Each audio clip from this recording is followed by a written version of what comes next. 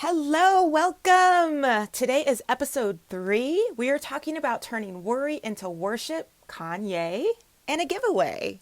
And it's my birthday, everyone.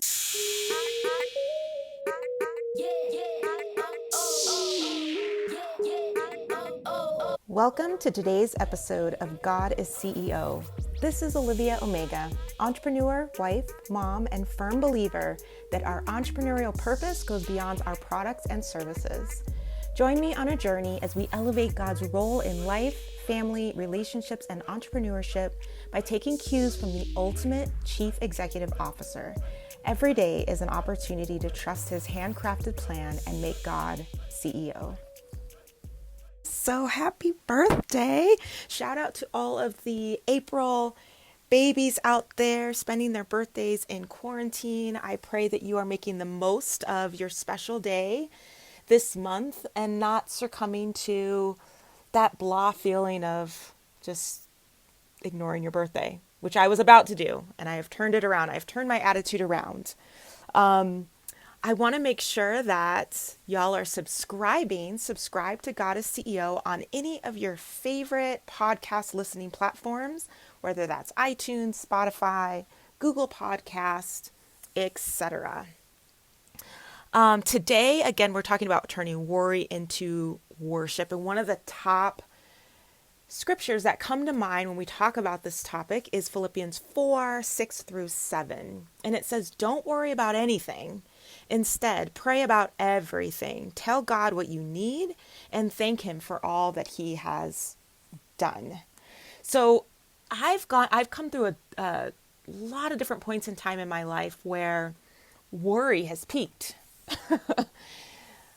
Oh man, and I have a lot of examples for that. One in particular with regard to clients and with regard to our business. We had, at one point in time, we were doing really good. This was several years ago in our marketing agency. My husband and I had a good group of clients. Things were going great. Things were jamming. And then all of a sudden, a couple of our clients, two of our biggest clients, just kind of hit a wall.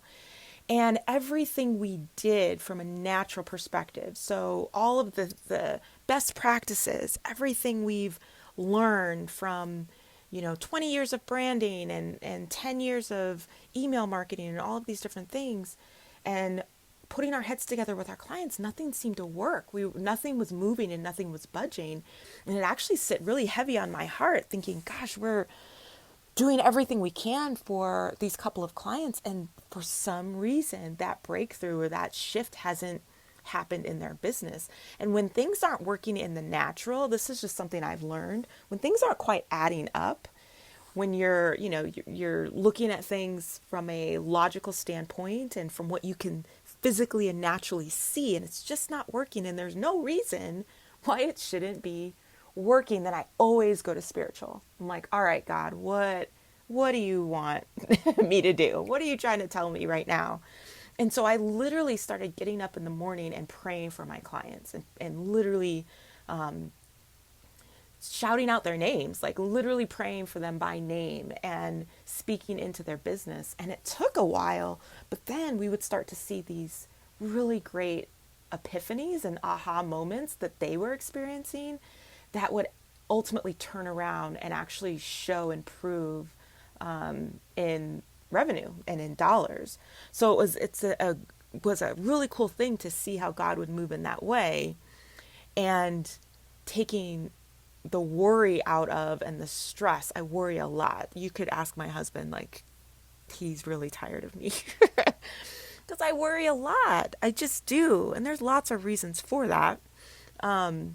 One is with kids. If any of y'all are parents out there, regardless of how old your kids are, I feel like having kids made me such a worrier and has really forced me to take that worry and turn it into worship and literally hand things over to God to let him handle it. I'm like, you worry about it, God, which he doesn't worry. He's got it all in his hands and he's got a plan for it. But literally raising kids. And it's funny because my younger brother just had a baby who is walking.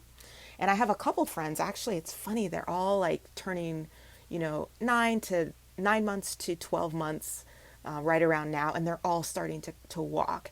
And if you remember, if you have older kids and think back to that time when your son or daughter started walking for the first time and just how freaked out we were. I was so worried, especially with my son. I think girls are a little different. My daughter was super careful. She was calculated in the steps she was making, and just, I don't know, but my son, man, what is wrong with boys sometimes? He literally was like catapulting his head into sharp corners, like throwing his face into the side of the coffee table, with joy, with joy and excitement. And I remember just like constantly being on my toes and constantly having my hands out and standing behind him, standing next to him, and being that helicopter hover parent at all times. And finally just being like, you know what, I'm not going to be there at all times. He's going to hit his head. He will. And he did. And when he does, I'll be there for him and we will work it out. Luckily, knock on something, I don't have anything here, and not to be superstitious at all by knocking on wood, but we've never had to go to the emergency room for him. So we've never had stitches. We haven't had a broken bone yet. He is 14 and he is doing a lot of physical daredevil stuff that I wouldn't be surprised if we had something happen as payback for nothing happening when he was younger. But it was scary. Hey, are you ready for a giveaway? Stay to the end to learn how to enter into a drawing for my book, beautifully branded, some gorgeous journals, and I'm also giving away a few disco balls.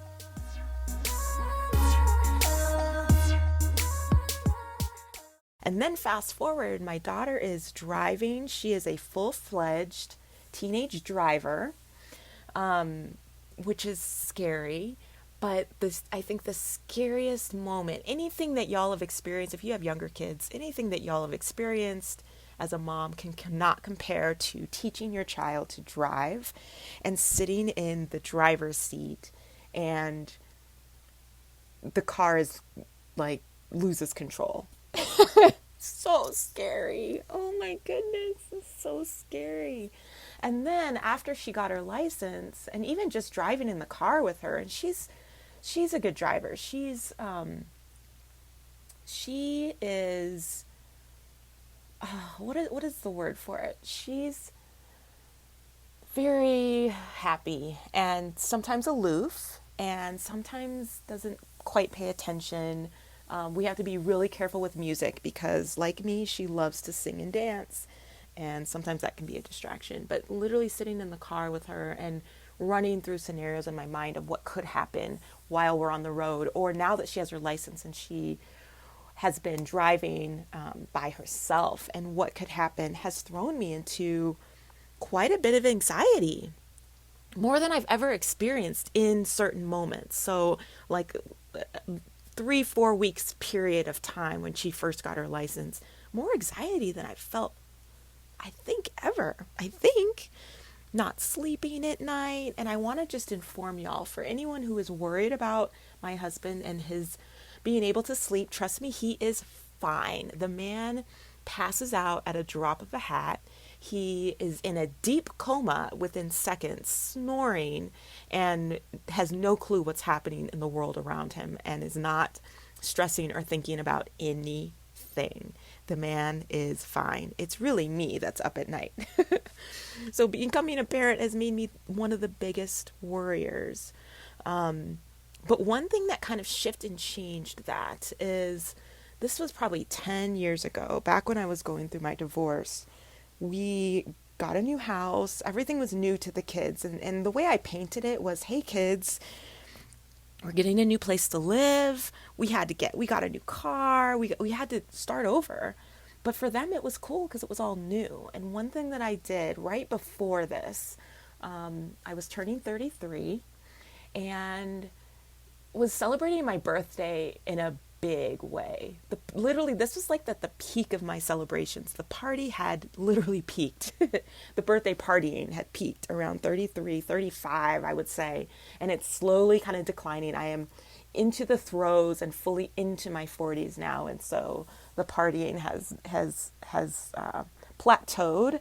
I plan to pick it up again when we're out of quarantine and are able to do more things. But at 33, I threw myself an 80s dance party. It was an 80s prom, actually, an 80s prom. And I invited all my girlfriends and rented out the clubhouse, and we all went to Goodwill. We got the worst, the worst 80s prom dresses we could possibly find. And the one I had, I'm gonna have to dig up some pictures, but it was full, it was literally like, looked like one of those old 80s, 90s Barbie dresses, which if you listened to the first episode, you heard my little history with Mattel and Barbie and my love for designing Barbie clothes. But this was a black sequence dress with massive, big, hot neon pink puffy shoulders. And that was my 80s prom dress for my 33rd birthday party. And for that party, I had corsages, we had the 80s playlist, everything that I possibly could do to kind of recreate this prom scene I did, including buying a disco ball. And it was the best $40 that I have spent is on this disco ball, complete with a spinner, so one of those motors to make it spin, and then the spotlight to shine onto it. And so I hung the disco ball and it lit up the entire dance floor of this clubhouse. It was so much fun. And so after that, I just fell in love with disco balls. Love them. Even in my bio, it says I'm a connoisseur of disco balls, and that you really can't be a connoisseur of something that doesn't have, at least I don't think, that doesn't have a lot of options and variety. A disco ball is pretty much a disco ball. And I like the classic ones. If you start getting into colors like pink and red, and no, we're not going there. I want the standard mirror ball. They're beautiful. They're so beautiful. So after this party, I take the disco ball and I put it in our living room. And when the light shines on it and there's literally like lights all over your house, it literally makes you happy. So in going through this divorce, and if any of you have gone through this, it's one of those crazy times where you think you're not going to make it through. I literally didn't know what I was going to do. I got married fairly young. I met my ex-husband in high school. We went to college together. We got married just at the end of college. And then probably 3 years later, we had our first daughter. So that's all I knew. And it was really, really difficult. And I knew I'd make it through. There was just, I knew, and God had spoken to me, I'll make it through. But because I didn't know how, and I didn't know when, and I didn't know what that would look like, and I was in so much pain, that notion of, oh, you'll make it through and things will be fine wasn't real to me. So in raising these little kids, I think Malia was 6, Gabe was 3, I found this release in dance and in dancing. And I had been dancing for forever, but hanging the disco ball in the living room, it's been in a couple different places now. It's been in the living room, it's been in the dining room. And turning on that disco ball and the light, turning the lights off and having dance parties was survival for me, and really was that beginning of turning my worry into worship. You're listening to God is CEO podcast, where we talk about God's handcrafted plan for our lives and our businesses. Dance parties became our thing. It became something we did in the morning. It was like, all right, kids, morning dance party. Preschool, before school dance party, before bedtime dance party, after dinner dance party, weekend dance party, Sunday fun day dance party. Like we literally had a dance party almost every day with that disco ball. And it's challenging. I'm sure it's possible, but it's challenging to dance and worry at the same time. I've tried. I've tried it. It's challenging to dance and cry at the same time. I've done that too. It's actually easier for some really weird reason than worrying and dancing. But when we were dancing, especially depending on the music and letting music kind of set your tone, there were no cares in the world. And I was so present with my kids and so filled with joy that the worries of financial pressures and keeping my business afloat, and dissolving the marriage, and determining who had time with who and how the things would work. I couldn't analyze, I couldn't calculate, I couldn't solve, I couldn't worry when I was dancing. The other thing I started doing right in that moment, so this was 10 years ago, was I took my first yoga class 10 years ago. And the same sort of thing. I could not do yoga and do it well and worry and think and calculate and analyze and solve. I couldn't. When I was doing yoga, that's pretty much the only thing I could do, in addition to, in my mind, just giving thanks to God. So thanking God, worshiping are pretty much the only things I can do well while I'm trying to dance or doing yoga well. So that is what, again, became that release for me. It was amazing. It was awesome. Anxiety and worry starts to creep and take over our minds, our spirit, and our bodies. There's a physical manifestation of anxiety that happens. And I feel that. I definitely feel that. There was a period of time, the last couple years, probably 3 or 4 years ago, and gosh, even a year ago, sheesh, my time is, how many of you found that as you get older, time is just warped? I'll be like, oh, that was like a year or two ago. No, that was 10, Olivia, that was 10 years ago. Or, man, 4 or 5 years ago. No, that was like 4 or 5 months ago. And now in quarantine, I don't even know what's happening. I have no idea what day it is. I know that it's my birthday, and that's about it. I know that this year has felt like 4. I know that the month of February has felt like 4 or 5 months. It's ridiculous. But as I get older, our time gets more warped. So anyway, back, I digress. About a year ago, and this has happened on and off, I would wake up every morning at 3 a.m, every morning, and I couldn't go back to sleep, and I was exhausted, and I was worried. So now that I say this, I know this was like 3 or 4 years ago. It really was, because we were struggling in making ends meet, and our business was fluctuating, which it does all the time. If you're a business owner, kudos to you, and I just want to hug you and love on you and tell you to hang in there. It's really hard, but it's so worth it. But things were fluctuating financially, and I was worried. And so I would lay up at night trying to get to sleep, thinking about the bills that had to be paid, or thinking about grocery shopping and, how am I going to stretch X amount of dollars for the next couple weeks to get food? It was kind of crazy. But then I would also wake up at 3 a.m, couldn't get back to sleep. And again, I was so tired. I was so tired. And then I have Sean next to me who is knocked out, which was so annoying. I'm annoyed and I'm angry sometimes, but really I'm jealous. It's really jealousy.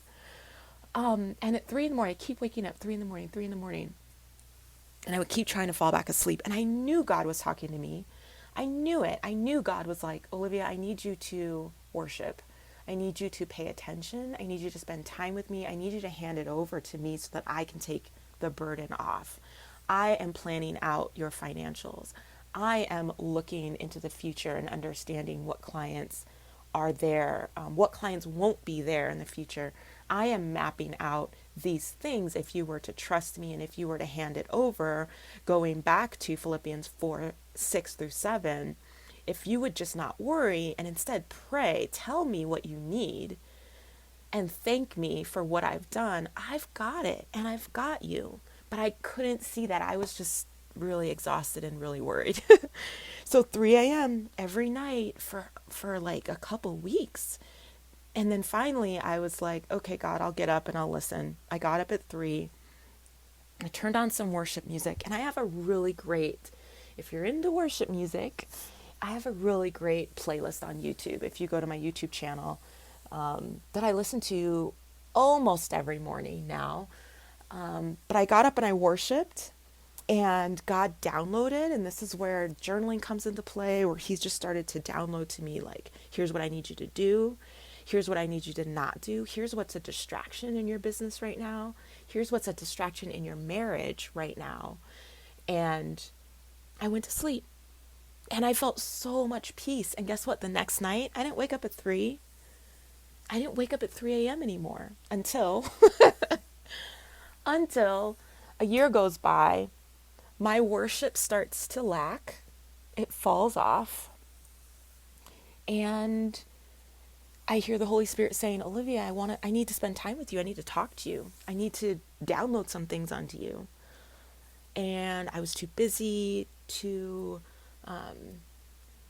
all over the place to listen, too tired to get up, whatever. And so I started waking up at 3 a.m. again. And I didn't listen. You'd think I would have learned by now, right? And then I started to have physical pain. So at 3 a.m., I'd wake up and then my chest would start to close up, or I'd start to feel this heavy weight. And it wasn't that I couldn't breathe, it was just, it hurt to breathe.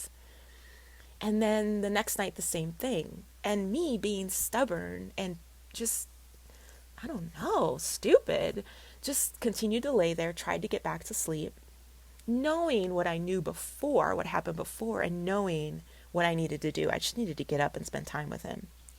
A couple nights later, the chest heaviness turned into tingling in my right arm, like pain, super pain in my right arm. Felt like, I don't know, like a heart attack, mild heart attack, I don't know. But finally get up, okay? So putting myself through all this agony and torture. Holy Spirit is like, Olivia, come on, get up. I got up, turned on my playlist, started to worship, and immediately the pain goes away. Immediately. God downloads, I feel peace, I'm encouraged. The anxiety in my chest goes away. The physical manifestation of that anxiety goes away. And I'm sleeping peacefully. But what it made me realize is that I can't just go periods of time without worship. I can't. Some people can. I can't. And so I have to wake up in the morning, not at 3, but at like 6, 5, 6, maybe even 7. And I've got to get that time in of worship. Worship is an intimate experience, and it looks very different for every single one of us. Some of us may actually be singing, dancing, praying, just simply listening and being in his presence. For me, it's a combination of those things. I'd say early in the morning, it's more singing and just listening to worship music versus, full on dancing. But it's based on the individual and based on where you are and who you are and how God speaks to you. Your worship will never look the same as my worship. And your worship will never look the same as someone else's. It's going to be customized and different. And that's really the beauty around what worship is and how we can have that personal relationship with God and connect to him. And how he downloads to us is going to look different for everyone as well. So this brings me to Kanye. I was thinking, you're probably thinking, how am I tying this into Kanye West? So this ties me into Kanye West and his new-ish, it's not very new anymore, but his newish album, Jesus is King. This is an example of customized worship, a customized worship experience. If you were a Kanye fan before, you may, I'm not going to speak for everyone, you may enjoy Jesus is King because it is true Kanye style. I am, to be perfectly honest, Kanye is an odd man. He is an odd man. He is a brilliant and very odd man. And I've never been a huge fan of his music. There are a couple songs that I love from back in the day, back in the 90s, but I'm not a huge Kanye West fan. So when I listen to the album, it doesn't strike me as something that I want to listen to all the time because it's true, it's Kanye West. But I will say this, it is a great ministry that he's put out there, and a lot of people have bad reviews. He's gotten a ton of bad reviews, tons, and he already knew. He spoke to that in the album itself about how Christians will talk about him. Christians are the worst. Oh my goodness. So many really bad reviews out there because it didn't inspire Christians, or because Christians thought it was super hypocritical and double-minded and all of these different things. Well, Kanye's music was never created for everyone. Never, ever, ever created for everyone, even in the past. So this album isn't created for everyone. It's really created for his fans, not for Christians. It was created for his fans and not necessarily for Christians. So he's out there. He's created this customized and unique worship experience that isn't for everyone. And though he has his issues, and don't get me started on his relationship with our president, he's got some things, right? But he has literally dropped everything and has opened himself up to major criticism, to pick up his cross, to follow Christ, and to minister. He has. So I will not criticize. I want to encourage you all to get into some worship, and really, especially in this time that we're in right now, shifting the worry and the human nature to try to solve and calculate and analyze and put into place. Take this time to figure out what worship means for you. What does that look like for you? What type of music is that? What inspiration is that for you? Maybe it is Kanye's album. What are you doing to get closer to God, to truly hear and understand how he's leading you in this time? It's giveaway time, and the steps are so super simple. In order to enter to win a copy of my book, some journals, some disco balls, simply subscribe to the God is CEO podcast on iTunes or Spotify. Step 2, share your favorite episode on Instagram. And 3, tag Olivia Omega and God is CEO on Instagram so I can see your entry and enter you to win. Have a great day. Happy birthday, all the April babies out there. And I'll talk to you next time. Thank you for listening to God is CEO. Stay tuned for the next episode and make sure to subscribe so you don't miss a thing. God bless you and your business.